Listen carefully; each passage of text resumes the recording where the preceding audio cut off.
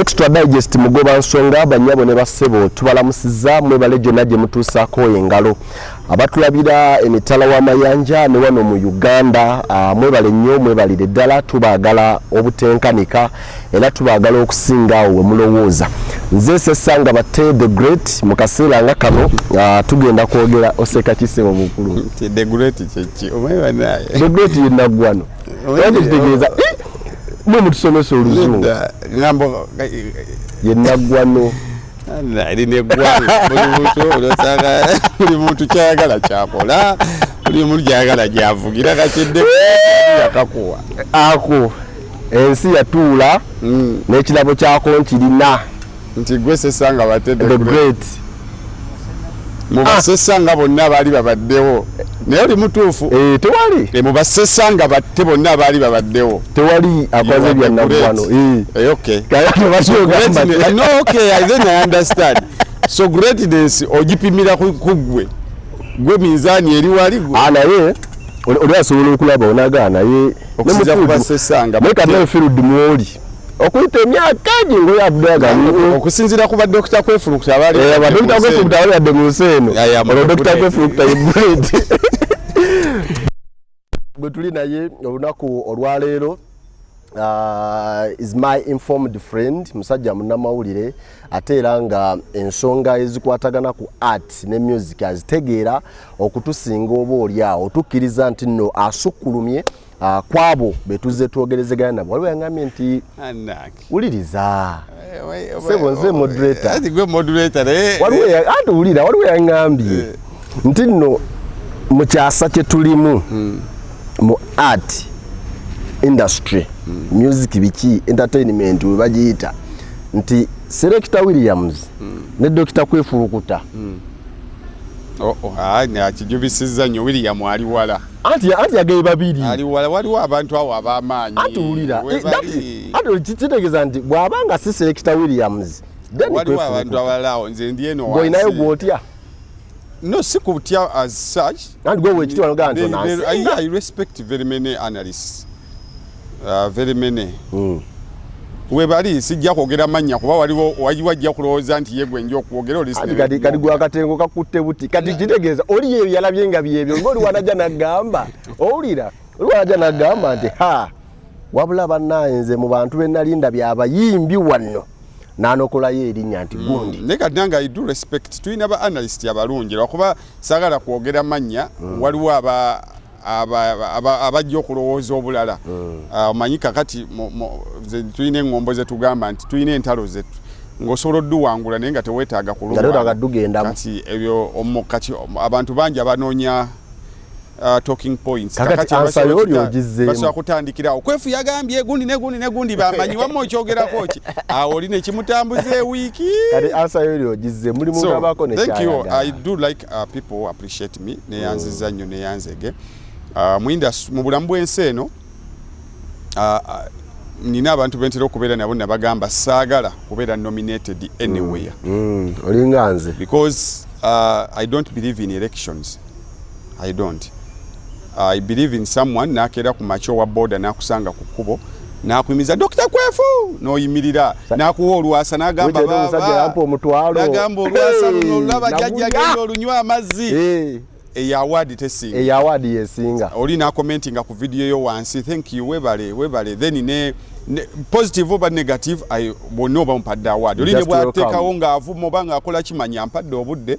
natekayo kodata we natekayo n'obudde obutayipinga so manya nti that one is an ardent fan atayagadde this time kyenkoze anayagala the other time so abantu bwe batyo ebeera award eyamanyiro mu mutima nti bantu bangi nya balina awards mayumba gaabwe mu bintu bye tukola oba bye bakola ebyenjawulo nenga nabo behind their mind bakimanyi nti zaali kulukedi bazifuna mu award eno mudofta yali yange nenga akimanyi nagamba kozisti kwolwo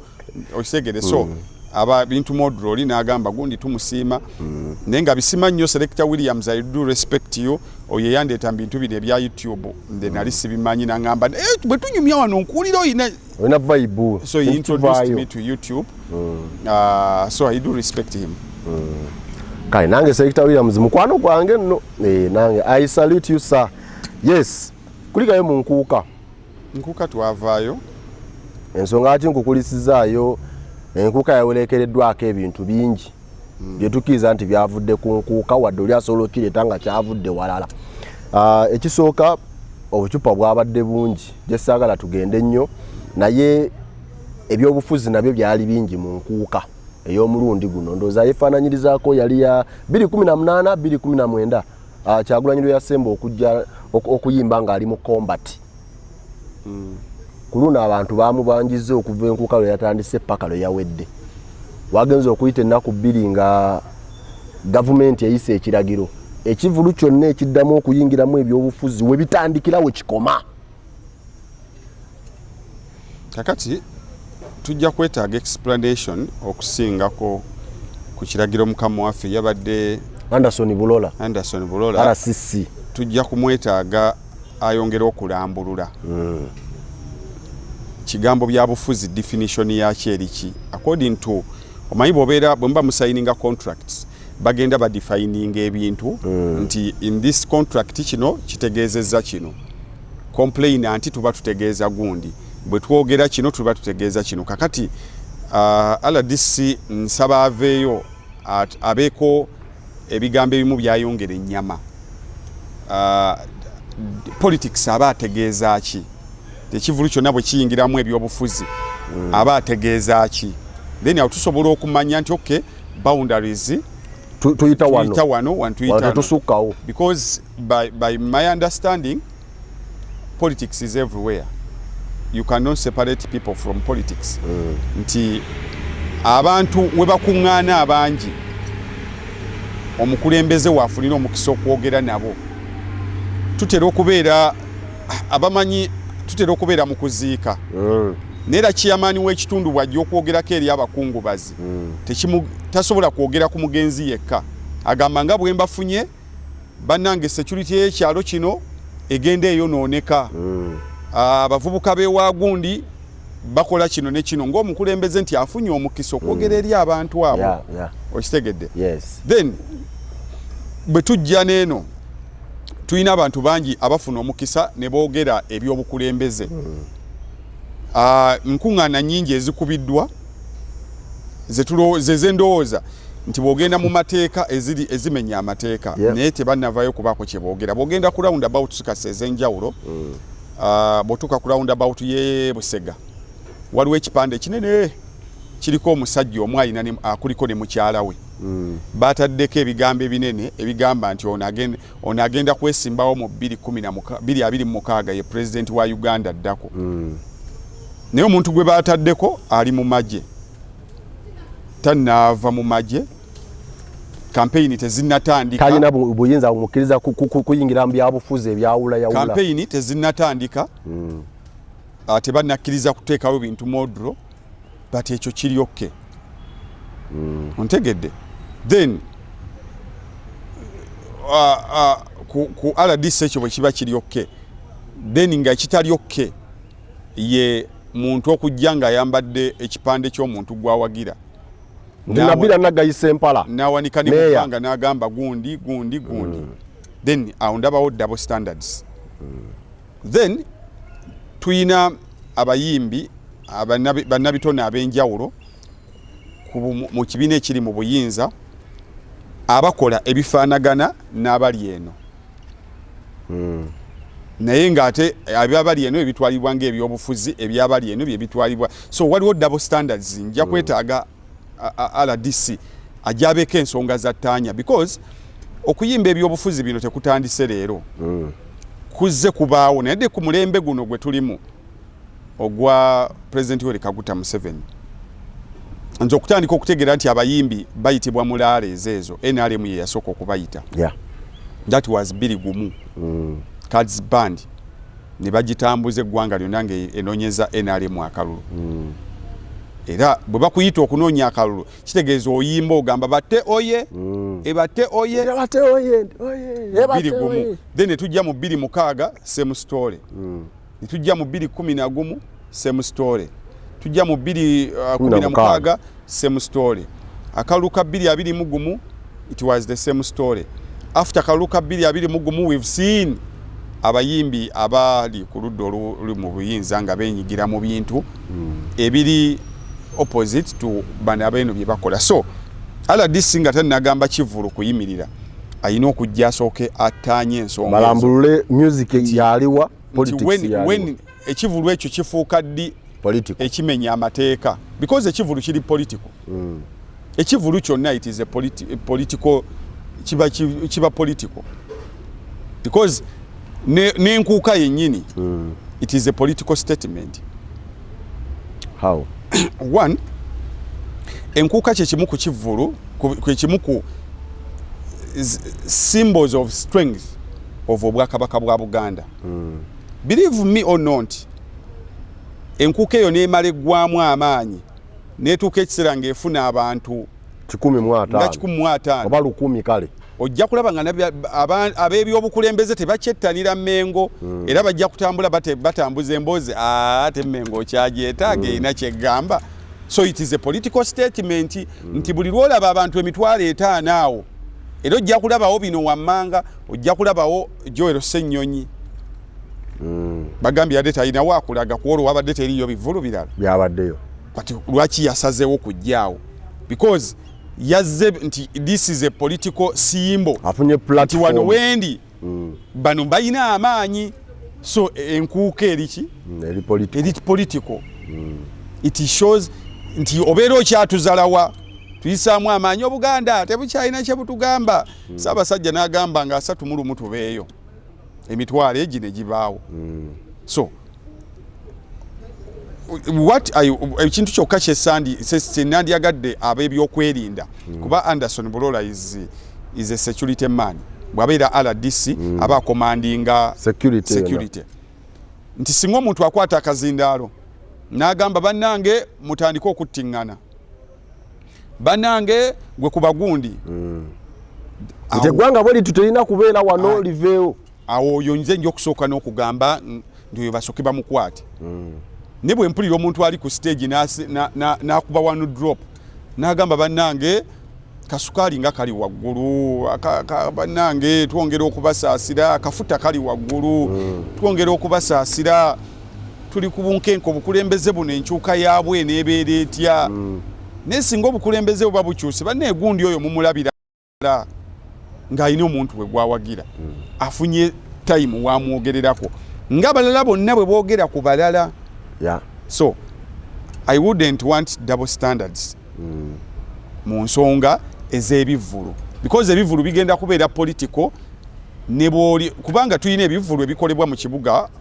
n'olaba nti omugenyi omukulu Nabbanja bw'ajja ku Kivulu genda oddeyo okebere statements ze zonna z'akola. Government ya Museveni yabawe eddembe mukole kino takola religious statements akola political statements n'okubeera obubeezi mu Kivulu Nabbanja it is a political statement. Kitegeeza Anderson bw'analaba Nabbanja mu Kivulu ng'akutta akazindaalo ng'ekyo kikomaawo. Nina n'ekivulu kye nalaba najja oba kwaliko speaker Tayebwa naga nti mubadde mukoma saa 6 mbongeddeyo mukole mu 8. Ontegedde gundi abatumidde abawadde essaawa 2. Kyembuuza criteria ki z'okozesa okugamba nti Kivulu kyono tukyongezaayo paka ku 8 ekyono kikome ku 4 ekyono tekibaawo ontegera gye ndaga. So double standards ezo ze ziremesezza policies ffenna ze twaliwagidde because nange sandyagadde kujja mu Kivulu ne boogererayo ow'ebyobufuzi omu ne bwe ndaba ono bamwogedde nga kiryoke n'oli bw'ajja ngamba okay no problem. Bwe mwafunye King Sawa bw'ajja nga ayambadde ovulo y'engeriko ekigambo nuupu nga nina Ekivulu gye nakirabye ewalala nga Palasa ayimba ku cricket oval then omuntu najja n'alinnya ku Kivulu n'alibaako omuntu we naye gwe yayisizzaawo and siwulira RDC bw'agamba bannange balamu wakoze bubi okola bwoti then ngamba kiri okay. So let's have the grounds which are leveled nti ffenna tuli mu kisaawe ffenna tulina abazanyi 11 kati awo ojja kuba osobola okugamba nti naye bannange gundi ono ng'asusse ontegedde. So if your hands are dirty you cannot come to seek for justice. Abantu we ba video ne bagamba nti nno bawera ndo nti bali mu process ewera erinnya Bobi Wine mu any entertainment activity you come igayogera Bobi Wine anti kati bakanyage ekyo sina confirming oba bagala kiwere labo ndibo nabanchi ulide no like omuntu bwawulira kyokoze kati abantu bali bagamba kigambi nti diru yabwe eri bweti tinagambi anti kati eyo buli opinion buli omu wali walengerera ennyukuta waliwo ali side eri ng'agirabanga 9 nze ali eno ng'agirabanga 6 kati ate waliwo andi maaso nga ye yalengedde ekiri maaso kati nze ngenda kusooka nindeko Anderson ye bw'anajja annyonnyole ekituufu ayaga ategeeza ki from my explanation nti byonna bw'anaabizingira wamu nti balamu gundi mwenna statement ntegeeza eno awo nja kujja ng'ambe nti okke baagala kuwera linnya gundi osegedde so kansooke muwe benefit of doubt bw'anajja awe ennyama ekigambo kye kiyayogedde from that background then akiwe annyonnyole politics ategeeza ki then enyimba ategeeza nyimba ki ontegedde then abayimbi ategeeza bayimbi ki then awo tujja kuba tusobola okwongereza ku byenjogedde naye azipa now sagala kukola conclusion yoli nti baagala goba linnya gundi tutunulira embeera eno wetuukidde nga abayimbi abamu baluka n'okulowooza nti abayimbi bakole ebyabwe naffe abawagizi tukole ebyaffe wadde nga batuuka mbivulu babawagira naye bituukidde mu mbeera nga olwaleero omuyimbi takyalina kyagamba muyimbi kyalina kyagamba anti nkunnyonnyola nti Kwefulukuta yajjanga n'ayimba nga ne bw'aba akoze eki mu protectinga ye muyimbi wange okitegedde olwaleero Kwefulukuta bw'ajja n'akola statement yonna nga ndowooza nti si gy'abadde alina okukola okumuvuma tekyetaagisa ddakiika 3 ng'abantu bonna bali against yo statement ndowooza twasembe kiraba ku Juliana Kanyomozi nti lwaki wayogedde bwotyo tukuwa ekitiibwa bikibi ebintu emusirika abi n'abayimbi abayatuze tubalabwe nagaaga lwaki wayingidde mu ebyo lwaki tobivaako nobeera mu music wo naye nga luli kyabanga nti abayimbi baffe ebiseera biri ebimabega omanyi kibayita enlightenment kiina levels omuntu abantu bajja balabuka mu ndabuke ey'enjawulo emyaka giri emikadde nga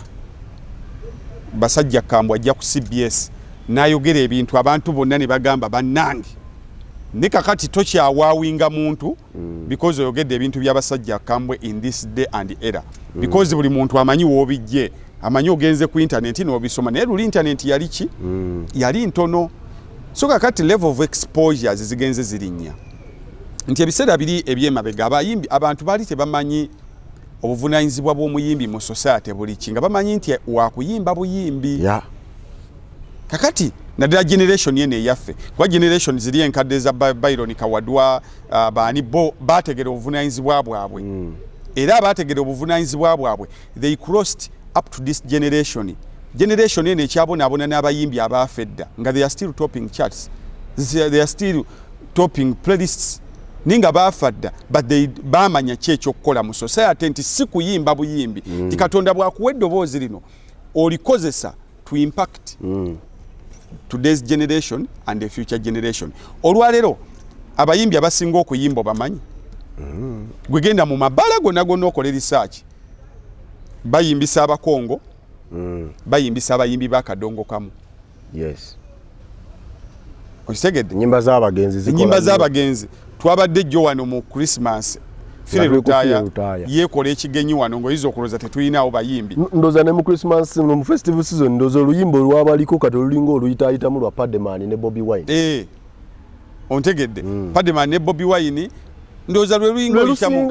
kuziri ne wali emabega fire ye yamanya kakati abantu luli baali tebenganga bayimbi kuba baali tebali exposed enough nga tebamanyi omuyimbi fene twali tetumanyi nti omuyimbi asobola n'okuva kuyimba obuyimbi laavu n'ayogera ku nguudo yasobola okuva okuyimba obuyimbi laavu n'ayogera ku malwaliro kakati abantu generation yaffe bwe yajja ezze egunjuka kakati abantu abaali luli abato ne bakula ne bafuna obuvunaanyizibwa kati bagamba gayo oyo twamuwagira naye yasigalayo mu bintu bibiri ebyekito musajja nno mukulu wa myaka ali myaka 35 myaka 4 fena tuli naye ne akyayugira biri ebintu bye byaki ebyekito at your age waliwo emyaka mu family meeting walinga tokkirizibwa kubaako kyogamba era nga bw'ojjaawo ojja na taatawo omulimu gwo gwakweyanjula nze gundi asina va ne kweyanjula leve etandika ogize ne kitaawo n'akuleka eri nga muzanya ye najja mu meeting kati emyaka ne gijja ne giyitawo n'abanga gamba neggwe bwe tugenda njala otuule wano nga bwe babuuza mwana kyali awo sesanga no wali gendo tuleetera amazzi kati kivaamu n'olinnyamu ku levo n'ova ku levo y'okuleeta amazzi nawe n'obeeramu ng'owuliriza taata wagamba wuliriza nnyo ebintu bino mwana wange tagambye teesa neekola ki wuliriza kati mugenda okudda wayisa emyaka 5 ng'ovudde ku levo y'okuwuliriza naawe ng'osobola okuwanika omukono noteesa any other business n'ova mu any other business n'olinnya n'ojja mu kuteesa mu main business paka lw'otuuka ku levo nga bagamba hasesanga baba tannatuuka mulindeko okutandika ng'ate abazeeyi be bakoze eki so that's the level of growth omuyimbi luli wajjanga kuyimba buyimbi kati there is a certain level of growth ba Juliana kwe bali ba Irene Nambiru kwe bali ba Bobby Wine ba Misachi ba Geoffrey Rutaya ontegedde nti fik fa Mike simutuma bingi because akyali ku level ya mwana kyali awo naye teera bw'aba asoolobye naba ng'agenda okuleeta amazzi ne wabawo ekiteesebwa nga bagamba bannange tujja kukozesa 15,000 okuva wano okutuuka eri n'agamba naye taata mugambye 15,000 naye boda ennaku zino zaali nnyamu amafuta ga buseere basobola ogamba musooke mulinde akavubuka sooka ojja oyongere okuttaanya olukiiko luno ontegedde so kati bakulumba okusinziira ku level of exposure abantu kwe bali nti engeri gye banaalumamu Fefe Busi si gye bajja okulumamu Geoffrey Rutaya so level of exposure yo yekulumbisa kyakubiri abantu bademandinga for change in them nga bwe bakukyusa they changed you so they demand for change also change them nti abantu bamala okukyusa ojja mu industry eno ng'oli mwavu toyina dde bibiri because talent eribwamu bantu banaku talent is the avenue through which God blesses the voiceless and naba abatasobola genda wetoola okole research mu nsi yonna world over teri alya mu talent nga mwana wa mugagga tizibu baana b'abaavu era abaana b'abagagga ne bwaba ne talent eyina weekoma ono omwavu amanye ennaku ye n'ahasolinga bw'ogenda mu bayimbi ba Michael Jackson ba Whitney Houston wane Uganda bonna bayimbi kyovula bemboozi y'abayimbi kizibu okusanga ndowooza wano omuntu yekka gw'oyinza okugamba nti talina emboozi ye tefaanagana naye abanne ayinza kubeera ani navio ate ne navio naye bwakubulira taata n'afa ne tugenda eyo ne tubonaabona kale ye symbol of the rich side togere kuba bebe kulu the rest bonna kakati abantu ojja oli mwavu nga tolina wadde bibiri ng'owoza ekikumi kyo kirye ememe gume nange golaba digida nange bwetyo nga tolina adde bibiri so omuyimbi ojja mu mbeera ya bwavu just ng'omusajja w'akaduuka bw'ajja ku kyalo n'atandikawo akaduuka ke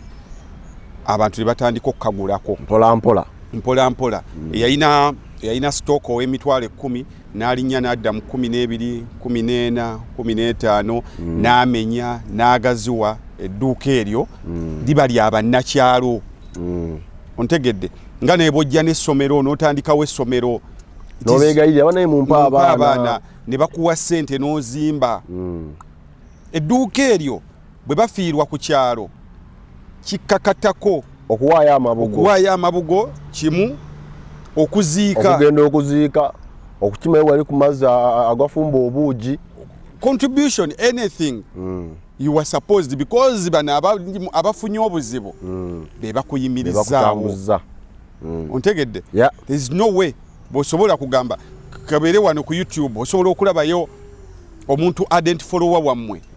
era bw'afuna obuzibu n'omulaba nga afunye obuzibu umwogerako wano negundi atera okukomentinga ku videos affe tukusaasiddeko nnyo that's the best you could do naye bw'oba ate olina nekyosobola okukola ekirala ate kiba kikola nnyo todda buzi wano ogamba nze ndaba bulabi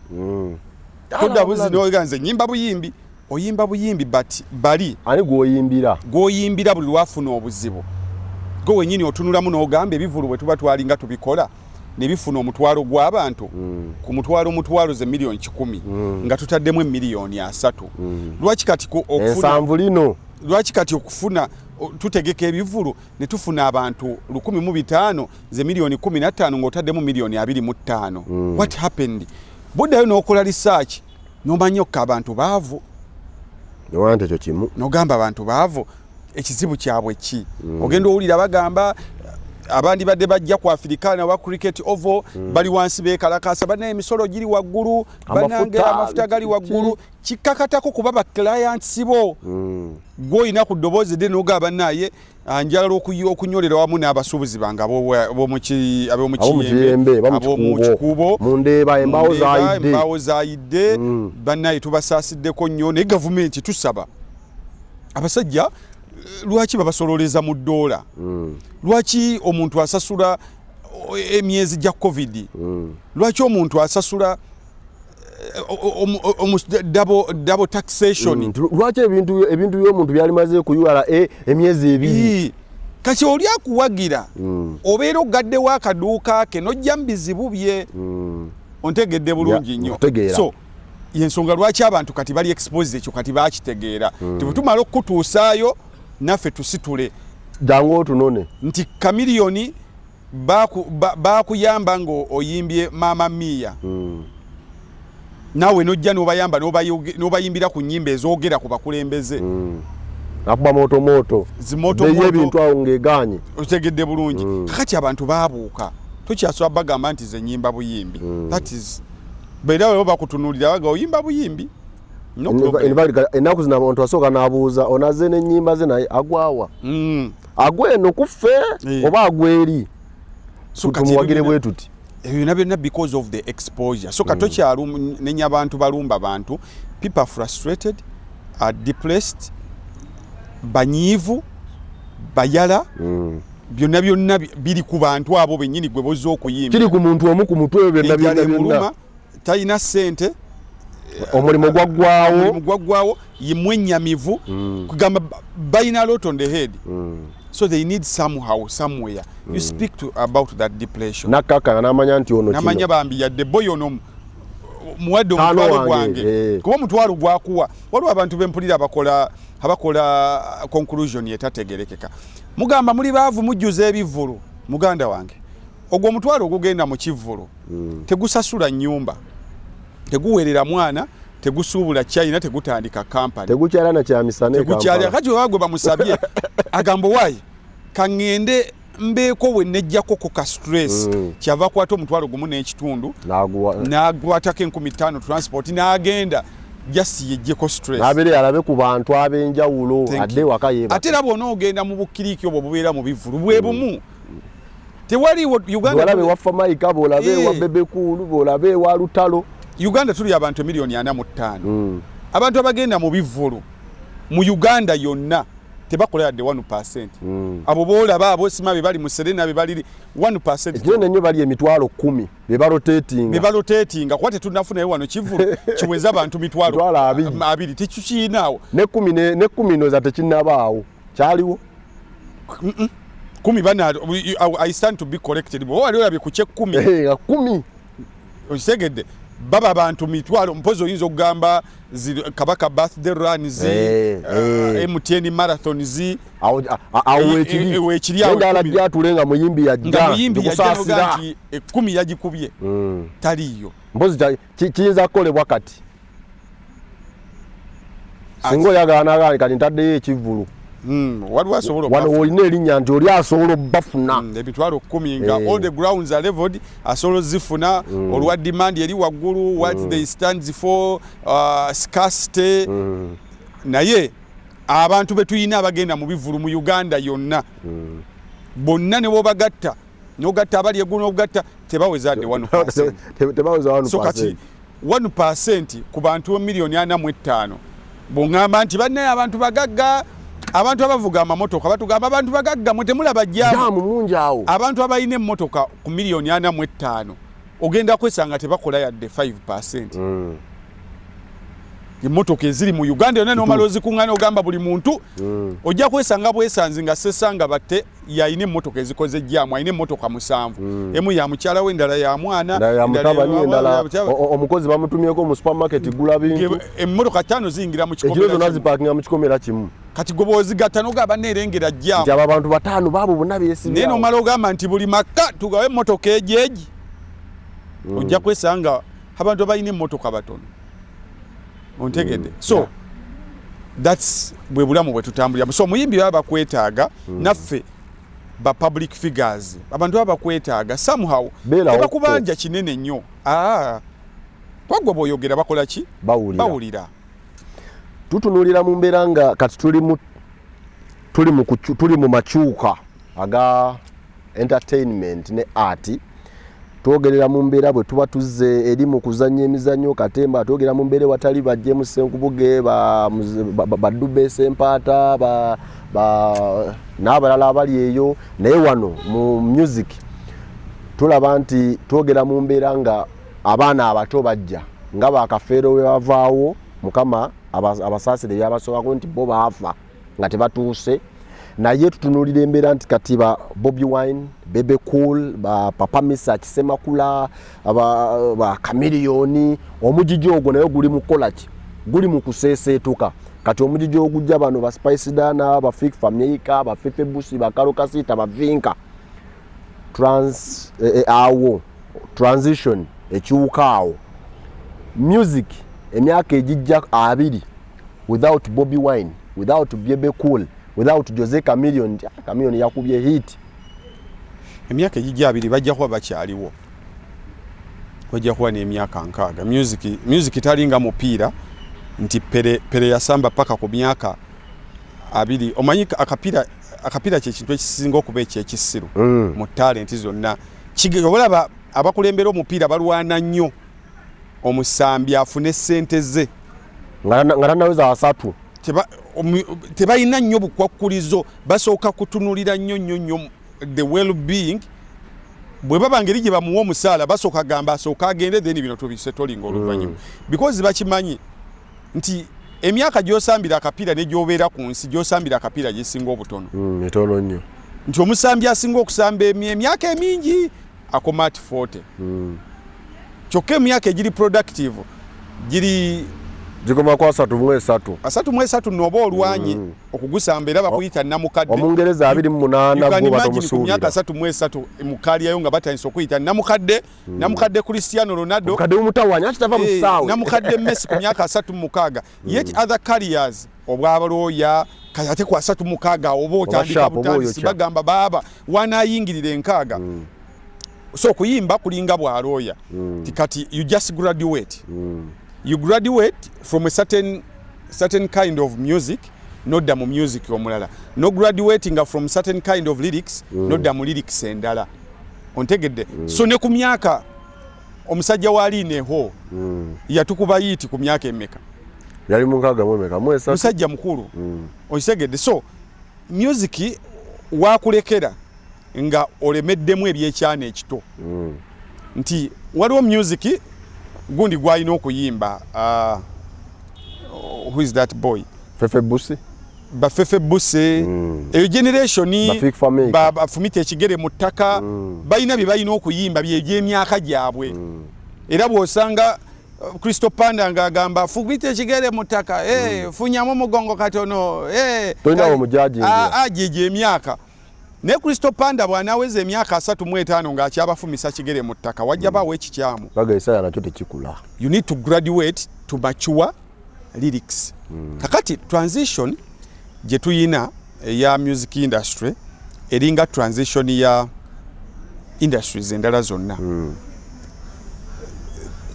quantity eri waggulu quality egende efa nti mugwe weketegeza industry zonna quantity eri waggulu nnyo omuntu mugambe yabenyigira mu buli sector abasawo bangi okusinga abasawo b'egyekyenda abasawo b'egyekyenda baali batono era bakugamba musawo essaawa zino onoomulaba ng'ali omu ku kyalo naye nga taata bwajja akola nawe n'ogamba bisima kyekyo so kati buli waweta waliwo ka pharmacy waliwo musawo naye akola ki naye quality tewali obukugu obwo ntya giri emyaka twalina emmotoka nga ntono nga taata muntu alina emmotoka ku kyalo eba maanyi ne kati emmotoka nnyingi naye emmotoka essaawa zino etomeregana n'ekiwojjolo endabirwamu neyatika wesigama emmotoka ya muntu negwamu pyo nolekako lukokola ku bonnet negira naye genda oddayo ku mmotoka ezo zipijoti ezo zavuganga Masaka Allahumma ne batiri yayo essaawa zino kati gana amabaati agaliwo so gakola mwesigiri era bagaye emmotoka yagundi kati ngamba nti batiri ya wisho so dikola mwesigiri otya wewe erifuwa n'olitwale wa makanika aligolole tuyine bino zimanya Subaru zimanya biki byonna bingi but quality wansi so same applies to the music industry nti edda twalina abayimbi batono ngo babalira ku ngalo naye nga muganda wange nga kafeero bwafulumya in fact oluyimba butwalulindanga kati basudde amaze nga balanga n'okulaba bagamba kaseti ku lumande ewakasiwuukira alla nga ajja kubeera nga sebatta balira ku ngalo sebatta nga batono ne kati olwaleero tukuzizza nnyo eŋŋombo ya buli asobola okwogera asobola okuyimba kati tulina abayimbi bangi era nomala okuŋŋanya abayimbi noteke nambole nobate atebajjaawo naye music si yagwa music alinga lugoye actually ene industry eringa lugoye olugoye si lwerukulekawo era abajjajjaffe bakolanga so byogamba munaye n'omwana wange olugoye lwamulese olugoye terugejja teruwanvu omwana we yawanvu olugoye lwamuleka kumbe gwe waluleka gwe wanvuwa kati ono akula alusanga nibagamba lwamuleka ne tulumuwa mutowe kitegeeza mutowe yalusanga okitegeere so industry yo weeri ekyaliwo it demands for quality not quantity so yenna ajja mu katiba kwa quality yajja okupenetrating okuyingira mu next generation naye twogera quality abantu bo bakyayagala quality bamwagala nnyo okumanya baagala quality kankubuzeeyo ekibuuzo tulina ennyimba eziwemula bazikuba ne zisasamaza era nolowooza nti ye muyimbi akola ki asinga era abantu nga bazirina mu masimu gaabwe bwe batuuka okugaba emiliyoni 3 ez'okwanjula nga bagenda okwanjula bakubira bayimbi kyessimu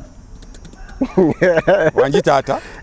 ojja basanga bayimbira n'abagenda ebweru wamugamba nti totaliimu yagenda ati ambadde galangira kalule tali winga nnumye waliwo n'omwana ono sweet kid naye yagenda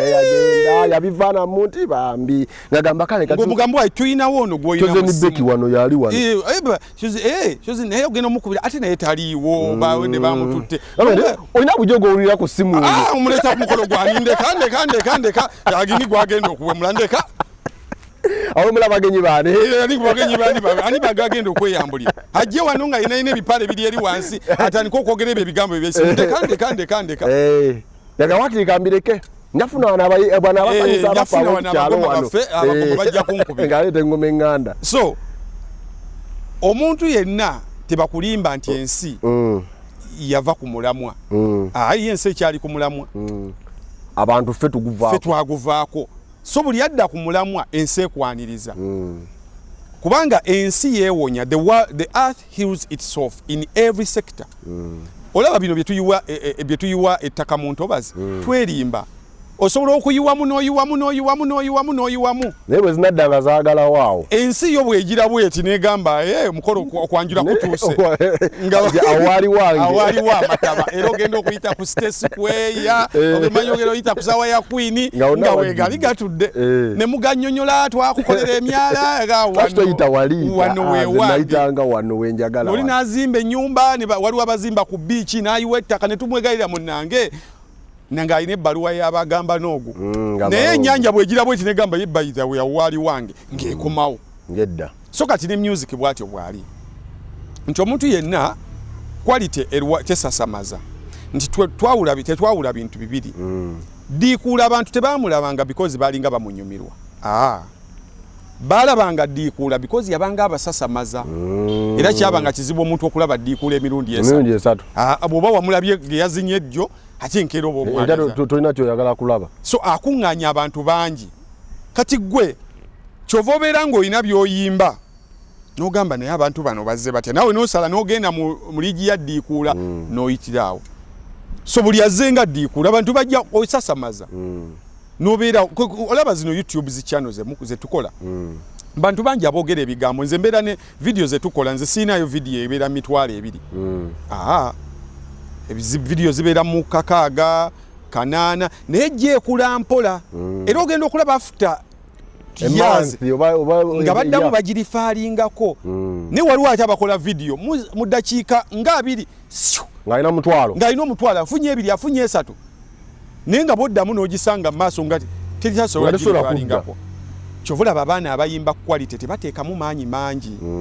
era bw'olaba omuyimbi nga assaamu amaanyi mangi manya byayimba bya nnyondo alina kukomererayo bikomerere omwana yazze wano bw'olwawo njalwala talina yadde singi bibiri yadde pulezenta tamanyi na bapulezenta tamanyi yadde omuntu n'omu musajja atuyesulira mu studio ewa Jacobs yava waabo wali namasuba n'agenda n'atandika okusula mu studio n'abeerayo oluyimba yalukolera omwaka mulamba lunaku bwaluwulirizaamu bwalutereeza bwe baluze ne baluze eri paka lwe baaluta anavaayo ddyo oluyimba akolera oluyimba omwaka mulamba anti omala ebiseera bingi ng'owagala n'omala bitono ng'otema ontegedde kati gwalukolera ekiro kimu n'oluleeta nalwo kye luva lubeerawo era ekiro kimu ne lugenda edi yawo mulaba tosoba mutuma yiti 30 n'azireeta tazirina edi yayo bona omutuma ennyimba agenda kukuleetera iti ekinene ennyo bw'anaaba zeesizinga 10 mu kayembe ajja kunogolera bunogoleza ennyimba 10 zajja okwirira bonoyikubira Maddox essimu Maddox tagenda kuleetera yiti 50 bagita discography etewezanyi yiti 50 alina alubamu zeezi emu ya 2 endala ya 2 n'akomaawo naye bakugambyeko nti yali asse wansi w'1,3 nkugambye olwaleero mukubire Silver Kyagulanyi tazirina yiti 40 talina luyimba lwa Mande lwe yafulumya lwakubiri yafulumya ng'olwolu lumulumu naye bw'omukubira essaawa zinaga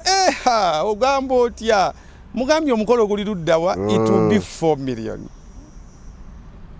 ng'asirika awulye ekyo ddako bwawuya wenyolanyola nga agamba okay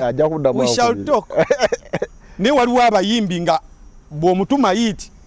ennyimba yiti ezo ezisasamaza aziyina naye nga buli lw'omukubira essimu n'amala gamba nti akakadde omugamba naawe olimba musajja ninaana oyita ninaana ate bw'otaganguyira bagaagala ontegedde bulungi nayogeddeko ne gundi awo nangamba muddire kawungeezi so quality but in all sectors sijja kunenya abayimbi bokka nenfe mu ba radio presenters ne TV presenters those days babanga ba presenter batono nga radio waliwo emu Sanyu wali Capital ne CBS then radio Simba nejjawo naye taata quality yali awo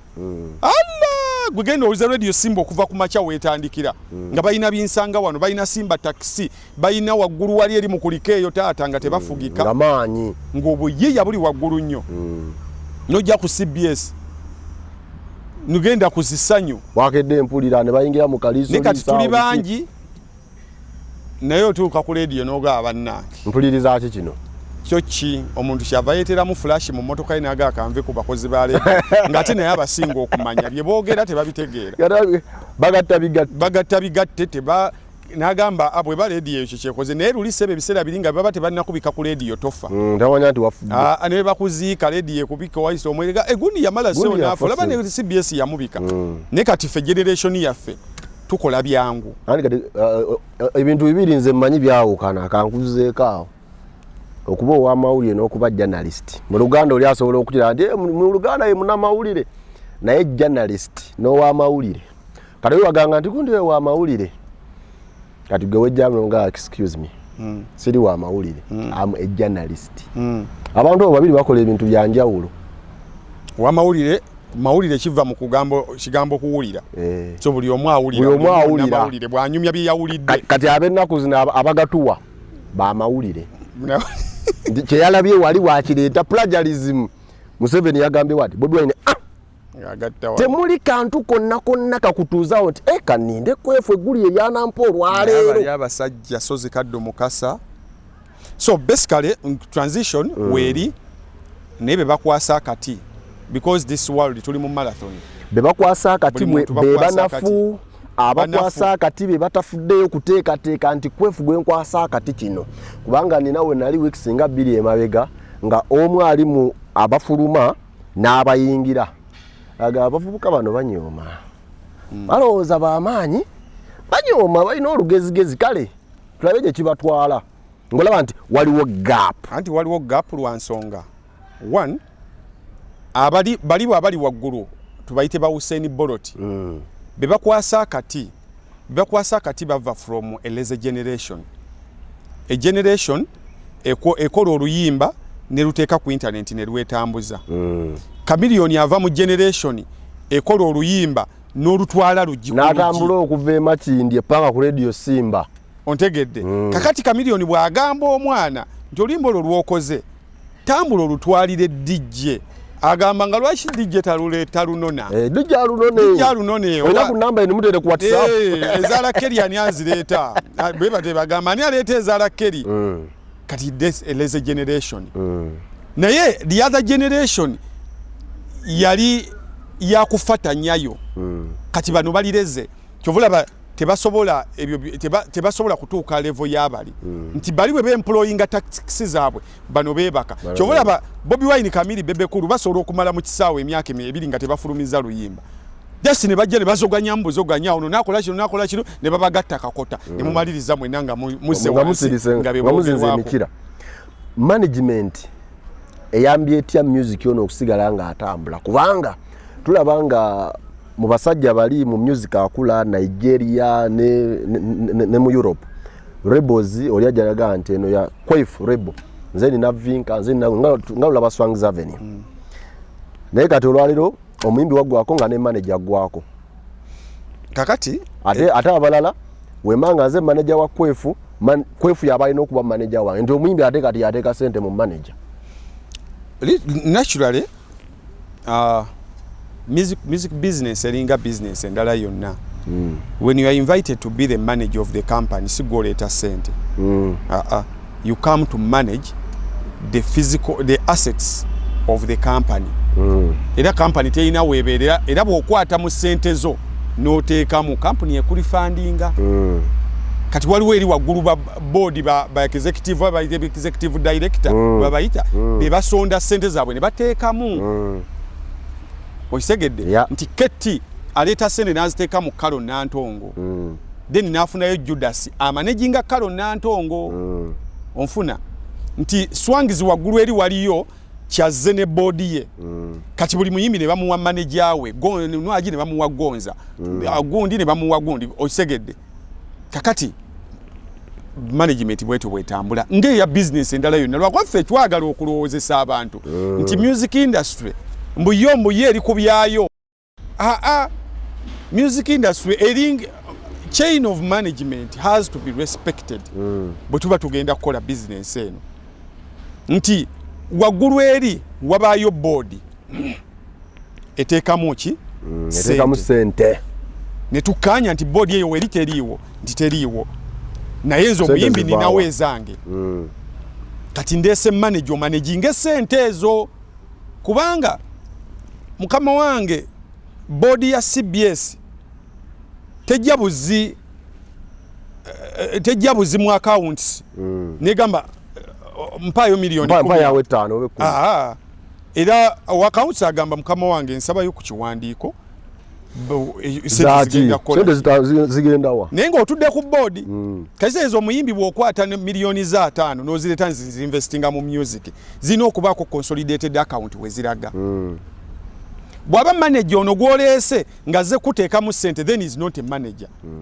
ali wagulu kuki nti nzize kuteeka mu sente zange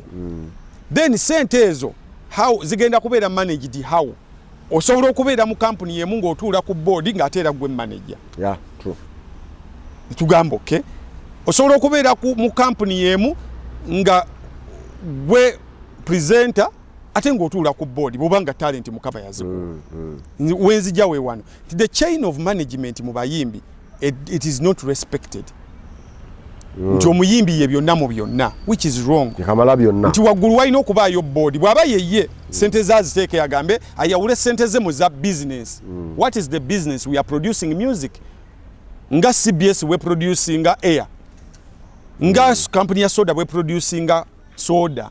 mwe producing nyimba ze muguza abantu that is our product to producing nyimba nti bwe producing nyimba product eziyimba yeri wanti category product yaffe nti eswangize ekola mirimu ki nti it produces wininwaji wininwaji is our product ono gwe tutunda kati ne mugamba gwe tutunda ganuge mateeka gagoberera wajja kubaawo driver omulimu gwe kuvuga sodo no kumutwala ku destination ebe mulagiddwa ye mu driver avuga omuyimbi tujja kubeerawo ne akwata sente omulimu gwoyo kashiya mu business si buli omuntu yakwata sente ne supervisor alaba kashiya sente wazifunye nti si buli omuntu yakwata sente mu CBS tekisoboka era nze bwe nkwata sente nkuleeta paka wa Madina mu account sinakola receipt ontegedde then ne tugenda waggulu nti kakati bwe muba ne chain of management music atambula ne kati obuzibu chain of management ekutuka omuyimbi ne yesanga bwaba ne flash kati byonna abana byo mu motoka nga yeyevuga aina bandi ye ku flash sente zimutera ku mobile money yabanja sente boyita driver yajja boyita omuyimbi yajja boyita bandi ngajikuwa ku flash ngajikuwa boyita kugamba nga buli kimu kiri kuye then togenda funa budde buyiya ontegedde so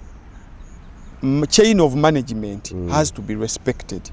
tetusobola kubeera na muyimbi ng'omukubira omusanga ekiro mu bbaala ku ssaawa 10 n'omugamba kenkulabye nyina ekivulu emubende iddi nti nyina ekivulu emubende wiiki ejja ku lw'omukaaga mubende milioni 3 mukama wange nyina mu kitundu nkuwaako emiliyoni emu kati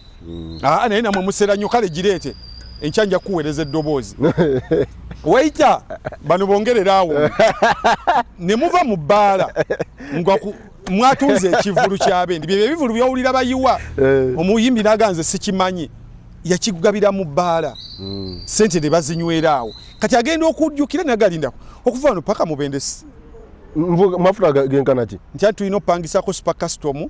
ya mitwalo 10 tulina ogiteekamu amafuta ga mitwalo 30 tulina okusasulako abaana bagenda okukola nti eri tubanjayo mmeka nti ati wamuguzeemu kitundu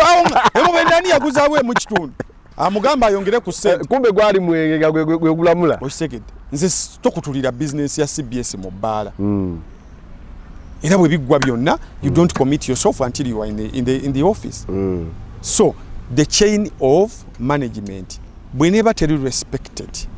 tetuyinaawo nga company endala yonna tusobola sanga manager wa soda somewhere ng'akutulira business mu bbaala fine yewali bakira nti eyo munyumya n'omugabo manyi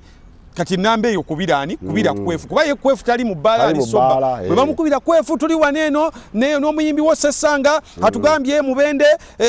ajja kutuyimbira miliyoni emu n'ekitundu ngo bagabane wolani mbadde nsaba nga ye mukanyiza naye kasita mukanyiza kati ncha mujje ku office ne sente za mwetemalirize kati bajja ku office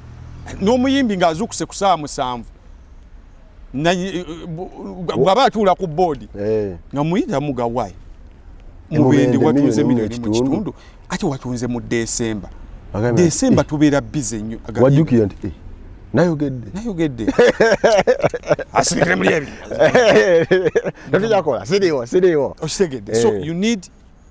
ostegedde so the chain of management has to be respected transition when bayo akubaawo ne quality yaffe ya music because aba basajja era omuntu eyatta industry yaffe ekyagijja ku mulamwa kasita twajjawo band sitegeeza bandi buno webakuba the band groups the collection of artists kasita zaagwa ne tugenda ku solo kyekyasuula music waffe tigomi ba nevaawo simaya kulabako nevaawo ne firebase weri bwekyo Lion Island Gagamero kasita zaagenda nezifuuka nti Gagamero bebekulu Lion Island Chameleone Firebase Bobby Wine kakati groups ezo bwe zaavaawo kati bana abaana babulwa amasomero we bayigira kubanga wali Firebase yabeerangawo nga bano ba Parrot bali eno ba Mickey Wine baani bajja bakikola bwe bati Lion Island bano simanya ba King Saha baani nga kino kikolebwa bwe kiti ne bajjanga bakulira mitendera ne kati osasira omwana kati ngoyo bovaawo njalwala yakubye yitiye nga tanamanya na babu ne stadium gyali mutamanyi bagimanejinga batya just alaba bulabi kayimba ke kamanyi bwayita ku street bava kati namalo muteka kolwa ko yanno mutayimba mu nkuka wamuteka mu nkuka endulu nevuga agenda ovaawo nga tamanyi babikola batya mu nkuka yayimba na bamukuba obucupa nte yayimba yaja ku stage musajja nze nali stage manager kati yakuyita katya bovaawo njalwala te yayimba nkwa katambi yajja yaliwo nze kwana ino mchala nga mulaba ku TV nakaba amaziga nga amukubye obucupa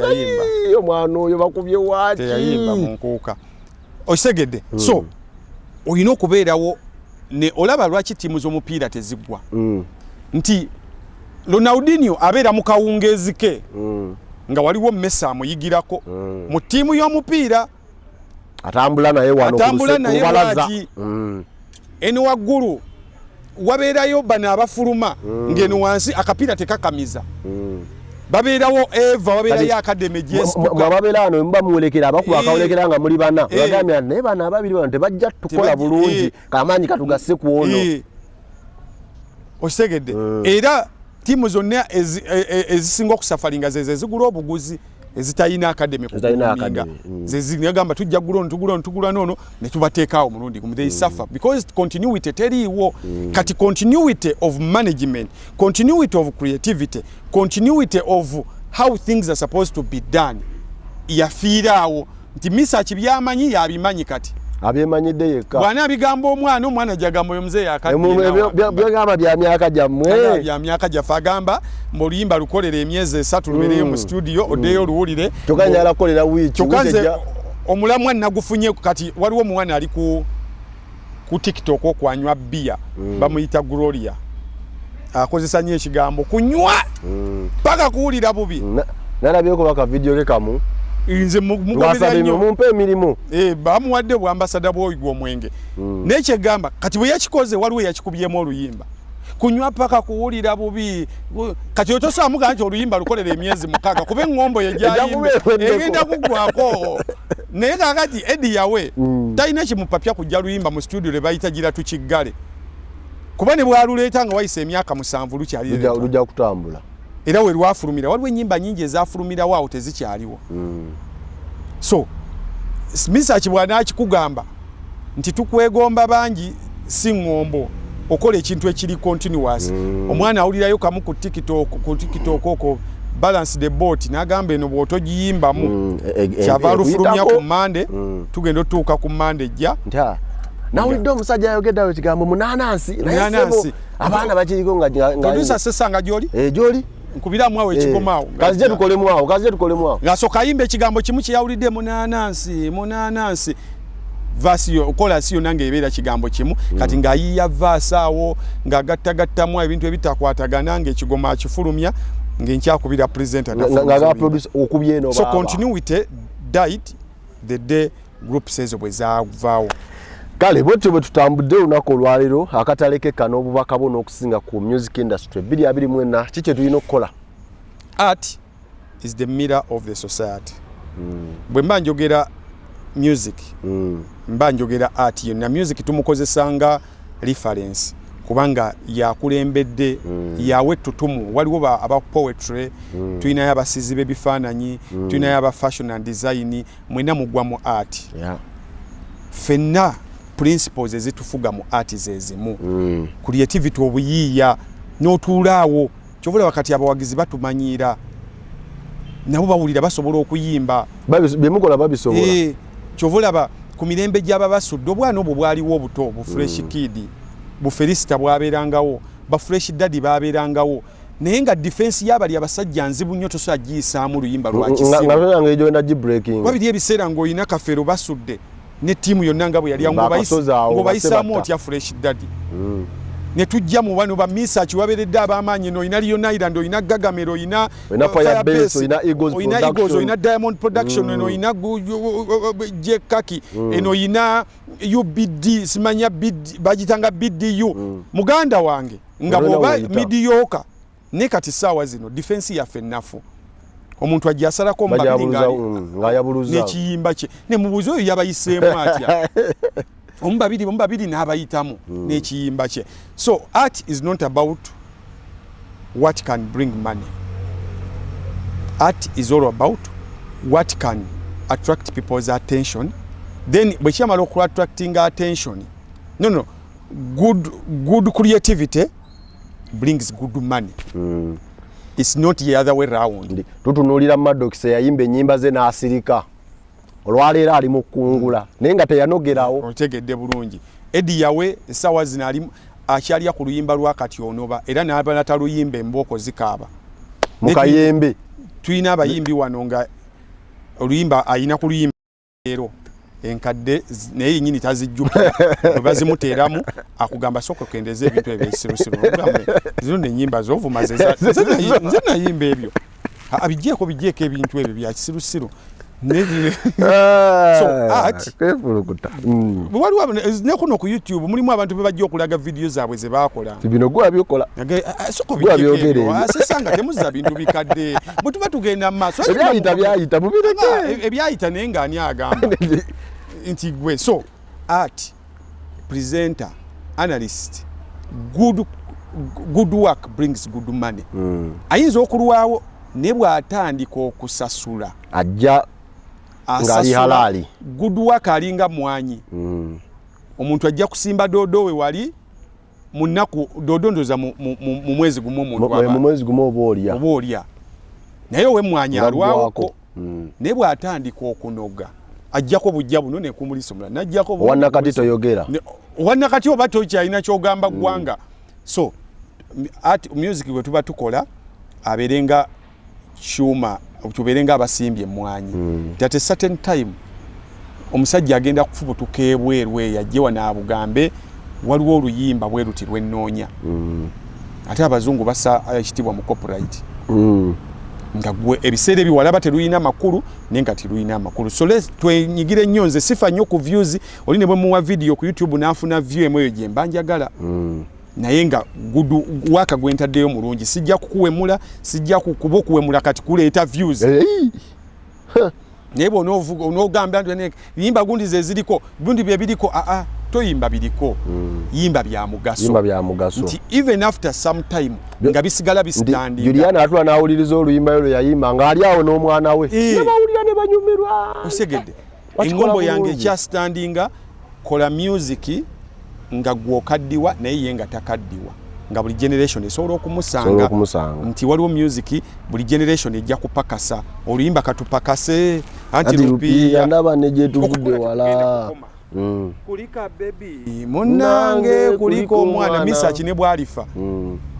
wajja kuba wabazaala tujja kusigala nga tuyimbira aba baby mama walumbeza ya tukola bwati nyiniro yafa baga abasajja bodi buli lunaku wali abafa so you need that music ngali mukonaawo buli ayetolola bwati abakyagamba ebintu bya firigo bya kikadde ebintu bya firigo bya kikadde ebyo ku mukolo gwe nga baga oli mujjawo musajja singa mwami situka ontegedde. I rest my case. Kale bwetyo betutambudde olunaku olwaleero ne Dr. Kwef nga twogera ensonga eza music ne art okutwalira awamu. Nze Sesanga Bate the Great Idris Lukwago nakoze naye ne Daniel Mugoya tujja kusisinkana omulundi omulala akuume.